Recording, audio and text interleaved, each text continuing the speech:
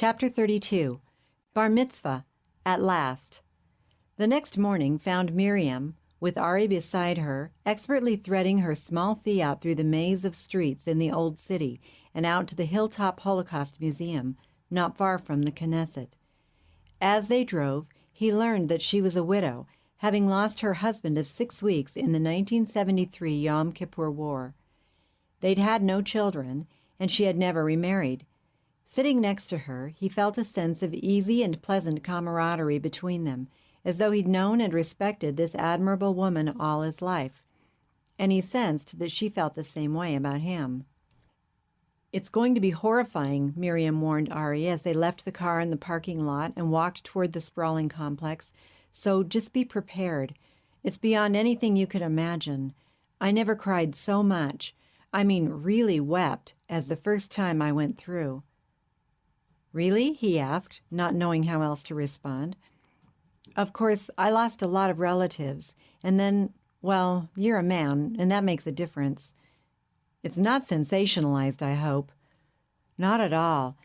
I think you'll agree, when you see it, that the terror and repugnance of the Nazi Holocaust are presented solemnly and without vengeful rhetoric or the least bit of sensationalism." Ari was skeptical. Of course Miriam couldn't be objective. She was born and raised here in Israel. Entering the grounds, he could see in the faces of many who were already leaving the museum that they had been traumatized by the enormity of the evil documented within those halls. It had to be sensationalized. He would tell her gently, point it out as they went along. "We'll go to the Children's Monument first," said Miriam, taking Ari by the arm and leading him in that direction. It seemed such a natural thing to share in this way, as only a son and daughter of Judah could, the horror they were about to witness. "It was erected in memory of the 1.5 million children who died in the Holocaust," said Miriam in a voice tender with emotion as they approached the entrance. Ari's attention was first arrested by some photos and names of only a very few of the young victims. Then, in bold print, were emblazoned the words from the Proverbs of Israel's King Solomon: "God's candle is the spirit of man, searching the inward parts of the belly." "What does that mean?" Ari asked Miriam as they paused before entering. "I can't explain it. You'll see," was all she would say. "And God, why mention him here?" persisted Ari.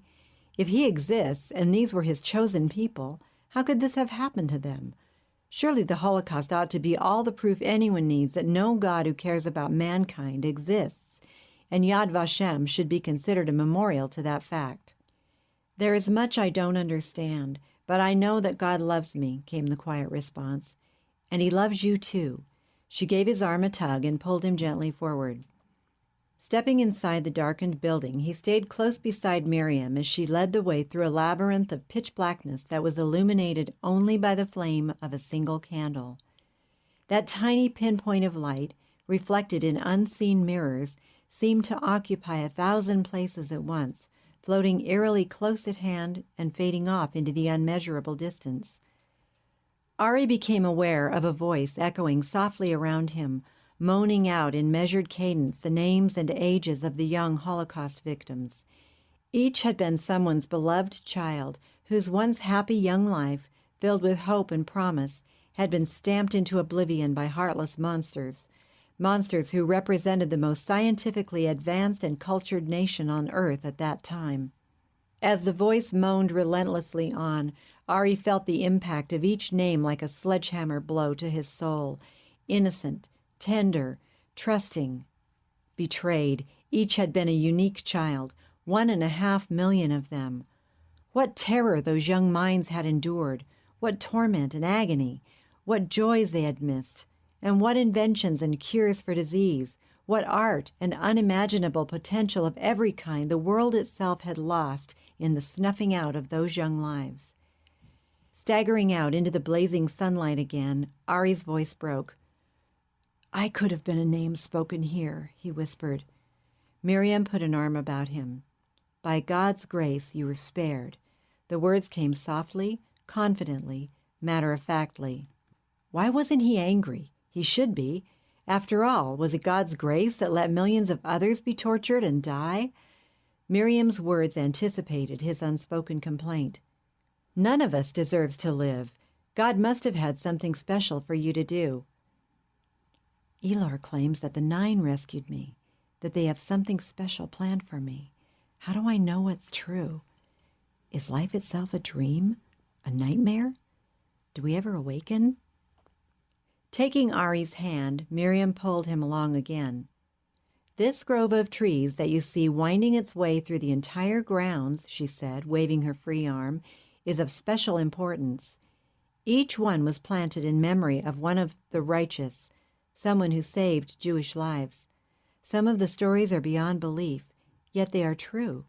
They would make you weep." She stopped next to one of the trees. "We can't look at them all, but this one is very special." Ari looked down at a name identifying the one in whose memory the tree had been planted. It was Raoul Wallenberg. "I'm sure you know the story better than I. Refresh my memory," he asked reverently. "I teach this amazing story in school," replied Miriam. "All Israeli children know Wallenberg.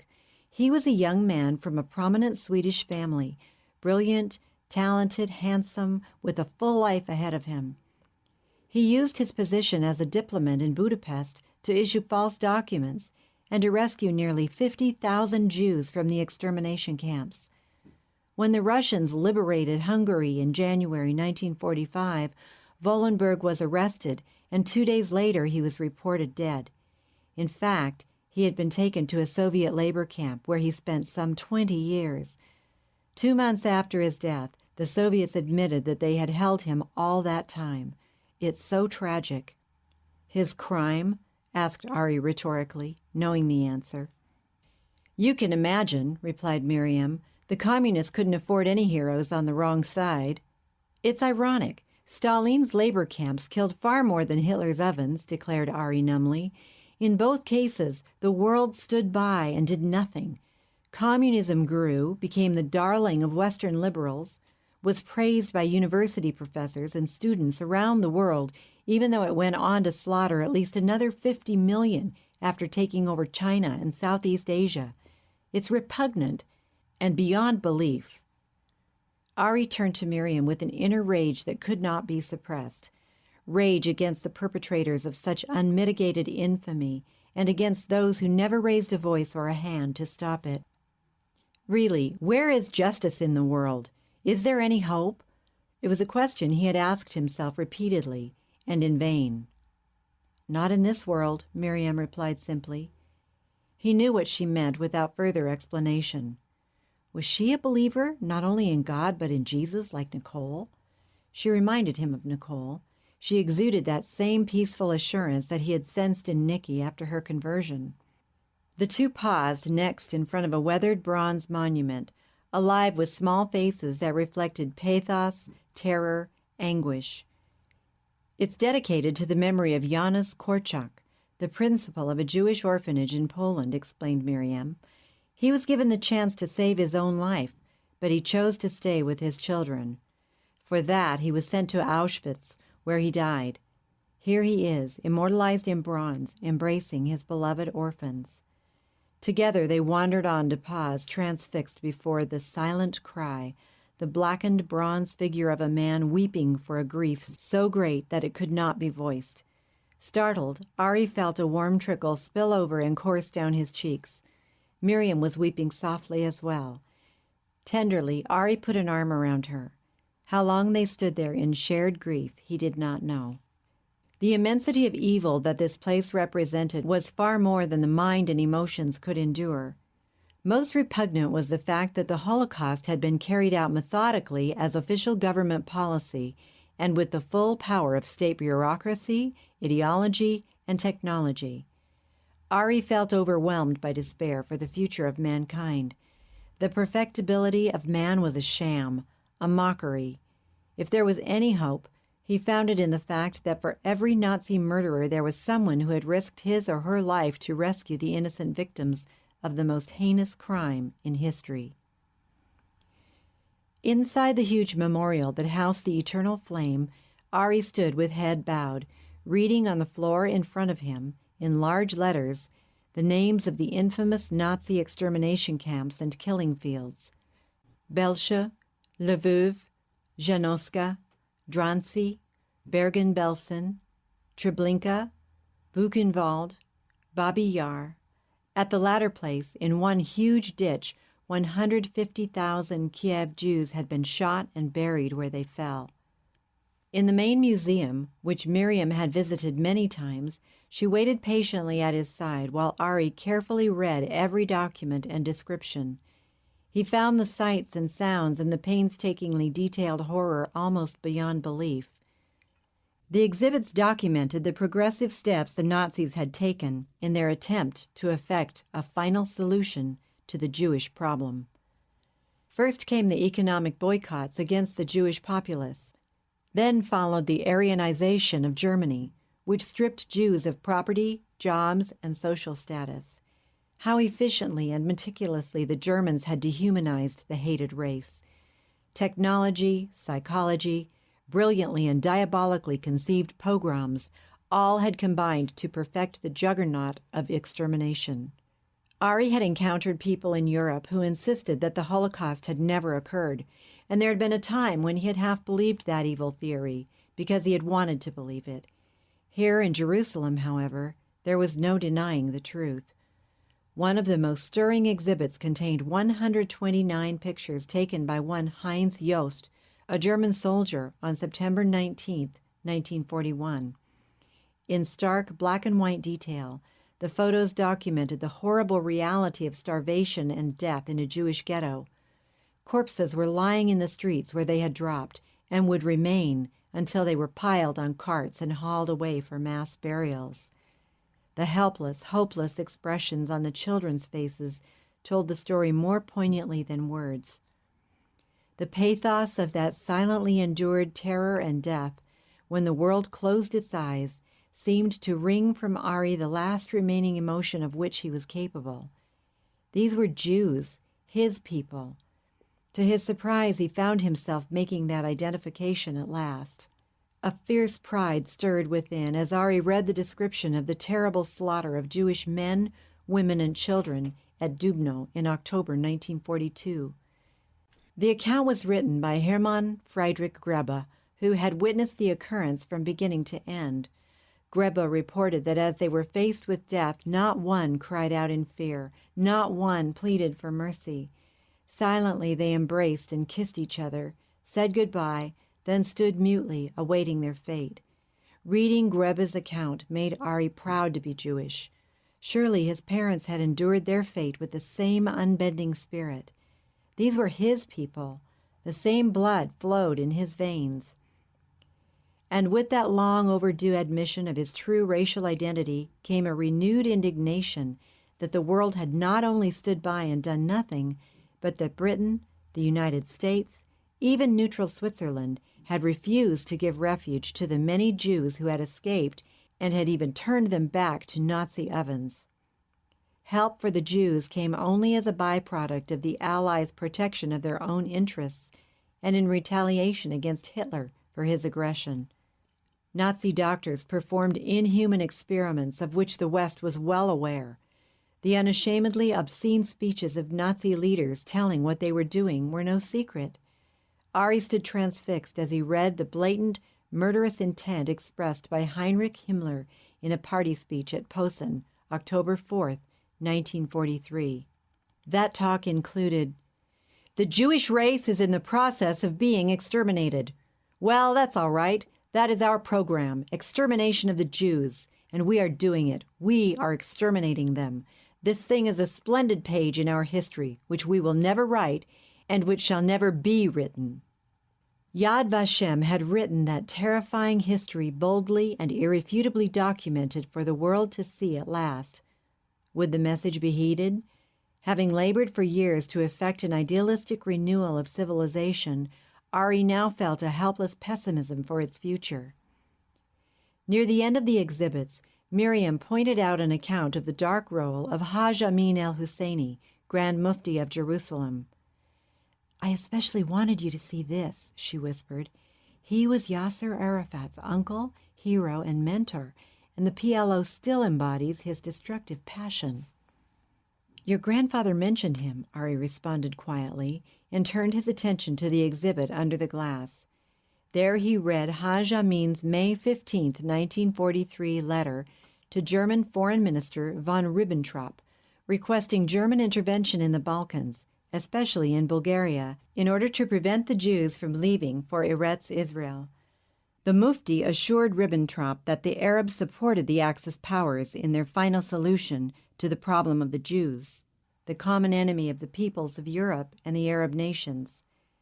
In the same display was a copy of a cable from Himmler to the Grand Mufti on the anniversary of the Balfour Declaration, November 2, 1943. The National Socialist Party has inscribed on its flag the extermination of world Jewry. Our party sympathizes with the fight of the Arabs, especially the Arabs of Palestine, against the foreign Jew. Today, on this Memorial Day of the Balfour Declaration, I send my greetings and wishes for success in your fight. Signed, Leader of the SS. Haj Amin, an admirer of Hitler, especially for his Jewish policy, had managed to flee to Germany. On March 1, 1944, over Radio Berlin, the Mufti issued his inflammatory call. Arabs, rise as one man and fight for your sacred rights. Kill the Jews wherever you find them. This pleases God and religion. This saves your honor. God is with you. There it was, the horrifying reality, all documented under glass. After reading these appalling words, Ari pulled Miriam close to him and whispered, I'm almost persuaded that your grandfather's right. Such unbelievable hatred has no ordinary explanation. Miriam nodded. We're God's chosen people, and we rebelled against him, and he isn't going to let us go. All I know, replied Ari, is that nothing has changed.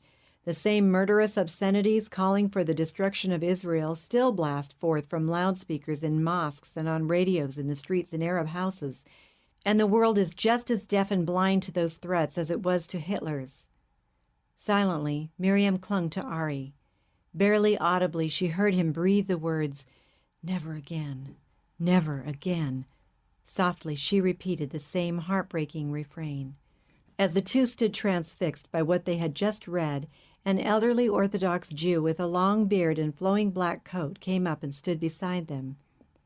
He began quietly reading aloud in a solemn voice Haj Amin's radio message. Then Ari noticed that a young boy and girl of about 10 and 12, apparently his grandchildren, were standing just behind him and listening in wide-eyed horror. When the old gentleman had finished reading, he half turned to Ari and Miriam as though to include them as he told the children, that man's nephew, Yasser Arafat, heads the PLO. Its charter today still calls for the destruction of Israel. Nothing has changed since Hitler announced his intentions to the world. And no one pays any more attention now than they did then. One day, Israel will have to fight the whole world. Is that paranoia or realism? Ari pondered the question as he and Miriam stood silently watching the old gentleman and his two grandchildren move slowly on. I don't know whether he came to that conclusion from his own convictions or from the Bible, whispered Miriam.